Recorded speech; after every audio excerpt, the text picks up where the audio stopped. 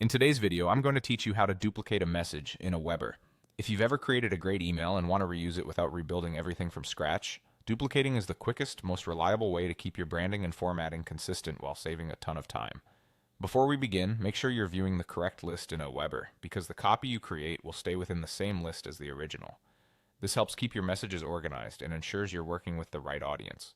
Start by heading to the Messages area. At the top of your AWeber dashboard, click the Messages tab, then choose Broadcasts. Broadcasts are your one-time emails, like newsletters, announcements, or promotions, so that's exactly where we want to be for this process. Once you're on the broadcast page, find the message you want to copy. If you send regularly, you may have a long list here. Take a moment to scroll through your messages and look for the subject line or the date that matches the email you want. If you've named your broadcasts clearly, that will make this step faster. It's worth pausing to confirm you've selected the right version, especially if you often create similar emails. When you've located the message, move your cursor to the right side of that row. You'll see a small three-dot icon. This is the Options menu. Click that icon to open a short list of actions specific to that message. From the menu, select Copy. That's the key action. Copy creates a brand new draft of the selected message in the same list instantly. After you click Copy, you'll see a new draft appear in your broadcasts list.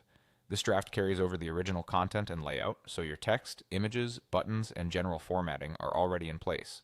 It's designed to be a clean starting point, not a scheduled send, so nothing goes out automatically. Think of it as a safe duplicate you can tailor for your next send without touching the original.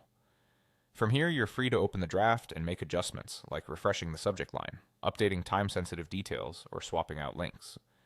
Many people also add a quick note to the internal name of the message to avoid confusion later.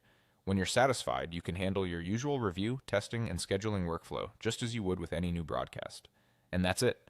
By navigating to Messages, opening Broadcasts, locating your email, clicking the three-dot Options menu, and selecting Copy, you've duplicated your message in seconds, ready for quick edits and your next send.